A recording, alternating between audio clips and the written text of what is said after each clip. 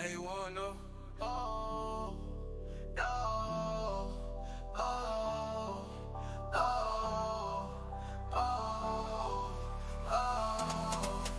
oh. Step into the ring, it's the champions for the time.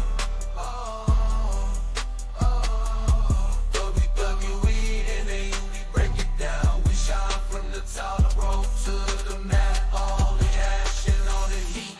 Champions Corner podcast where the real fans meet.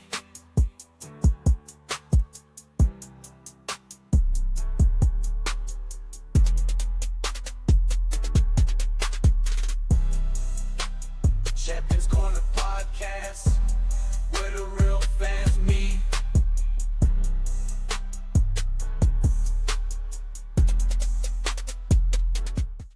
Let's not even waste time, but let's talk about CM Punk and Drew McIntyre in a Hell in a Cell match.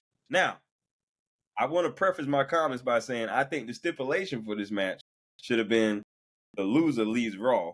But guys, what do you think about this match? Well, under Triple H's booking, this match, I mean, your opinion on the stipulation, I get it. But the match itself, this is what a Hell in a Cell should be. Yep. Like, this is the Undertaker and Shawn Michaels, the very first Hell in a Cell in the Bad Blood 97. When Kane debuted, that whole thing, that led to that match. You know what I'm saying? From a mistake at that, you know what I'm saying? He bashed Undertaker in the head with a chair by an accident. And they just led, somehow they made it to Hell in the Cell. You know what I'm saying? But after a couple of months. Made a whole new back out of it. Yeah. So I think this is the prime. This is exactly what you need. And we talked about this. We kind of figured this may happen. Because first of all, Drew McIntyre wins. Matter of fact, let's back up a little bit.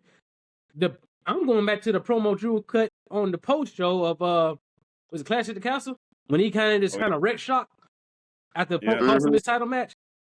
Yeah. It was Hell in the Cell in his eyes right there.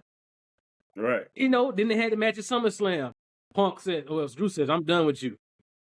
Then they go to what was the last show? Bash in Berlin. He had a strap match. Punk says, I'm done with you. And now the bracelet ripped, blood's being shed. What else could they do? I think I heard Bully Ray say they should have been an I Quit match.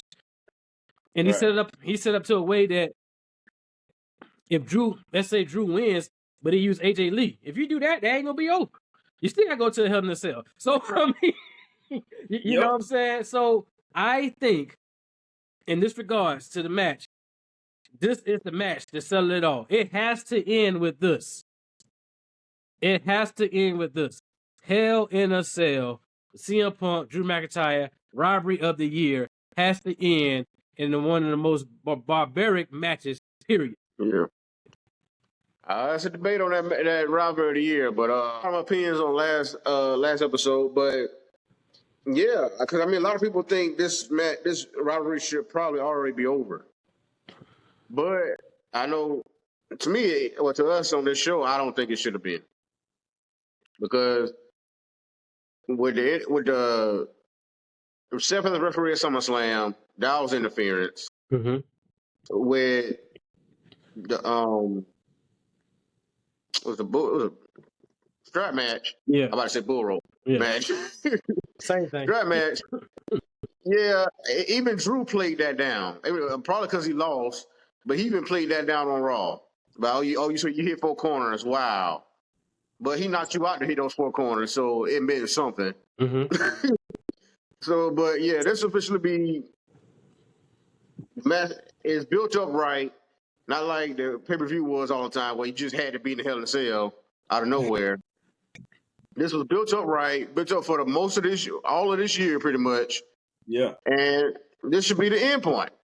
And you're gonna get whoever wins gonna get a clean victory. Well, hopefully nobody interferes. I don't know who will interfere in this match, but at the end of this, but this is y'all two in there.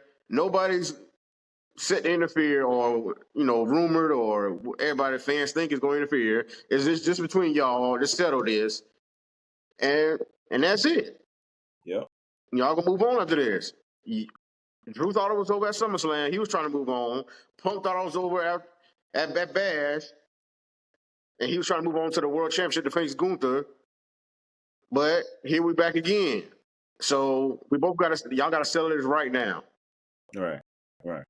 And this is the perfect spot. And like I said, it's Bad Blood. It's perfect. It's what the first one was, and where this one is perfectly built to right now. I would have to agree, man.